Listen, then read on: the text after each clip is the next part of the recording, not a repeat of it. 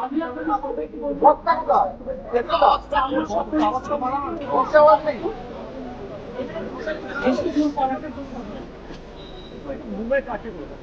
যেহেতু শুনেছিলাম সকালবেলা যোগাযোগ রাখছিলাম, আমার কাছে খবর আসে যে 9:30টার সময় ওনাকে পিস ওয়ার্ল্ডে নিয়ে যাওয়া হবে এবং সেখান থেকে পার্টি যেভাবে সিদ্ধান্ত নেবে সেইভাবে বাদ বাকিটা ওনারা করবেন এবং ওনার দেহদান করা আছে।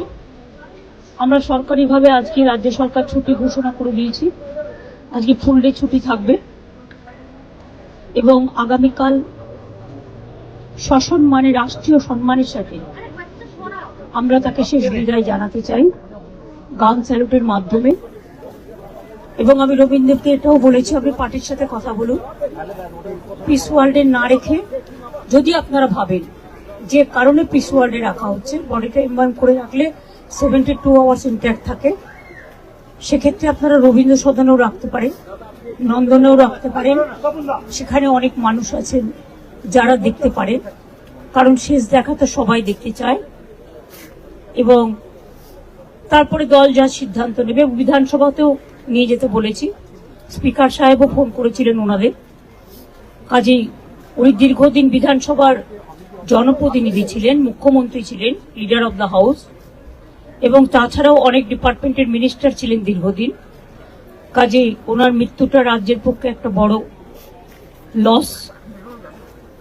ওনার সাথে আমার অনেকবার কথা হয়েছে, দেখা হয়েছে, উনি যতবার হসপিটালে ভর্তি হয়েছেন আমরা দেখতে গেছি এবং সবসময় উনি সুস্থ হয়ে ফিরে এসেছেন, এটা আমাদের কাছে বড় প্রাপ্য ছিল। ওনার মৃত্যুর বয়স হয়তো হয়নি, কিন্তু যেহেতু ওনার একটা প্রবলেম ছিল, শ্বাসকষ্ট হতো, আজ সকালেও বৌদি বললেন যে ব্রেকফাস্ট করেছেন, ব্রেকফাস্টের পরেই শ্বাসকষ্টটা হয়ে হঠাৎ চলে গেছেন। কাজে আমি তার পরিবারবর্গ, মীরা বৌদিকে, সুচেতনা, তার সন্তানকে, আমার দলের সকলকে, সিপিএম দলের, বামফ্রন্টের সকলকে সহ নাগরিক সকলকেই আমাদের শ্রদ্ধা এবং সমবেদনা জানাচ্ছি। এটি একটি অপূরণীয় ক্ষতি ছিল। বুদ্ধ সিঙ্গুরের ব্যাপারে তার বইতে লিখেছেন, বুদ্ধদেব ভট্টাচার্য তার রাজ্যকে জীবিকা নির্বাহকারী কৃষির পতনশীল আয় থেকে দূরে সরানোর চেষ্টা করেছিলেন এবং শিল্পের মাধ্যমে একটি শক্তিশালী প্রবৃদ্ধির পথ তৈরি করতে উদ্বৃত্ত দক্ষ জনশক্তি ব্যবহার করেছিলেন। তিনি চুক্তিবদ্ধ চাষকেও অনুমোদন দেন এবং কৃষি অবকাঠামোতে খামারের পণ্য প্রক্রিয়াকরণ এবং প্যাকেজিং এবং উৎপাদন বৃদ্ধির জন্য ব্যক্তিগত বিনিয়োগের আমন্ত্রণ জানান। রাজ্য এবং কেন্দ্রের সরকারগুলি অনেক পরে এই সমস্ত ইঙ্গিত নিয়েছে।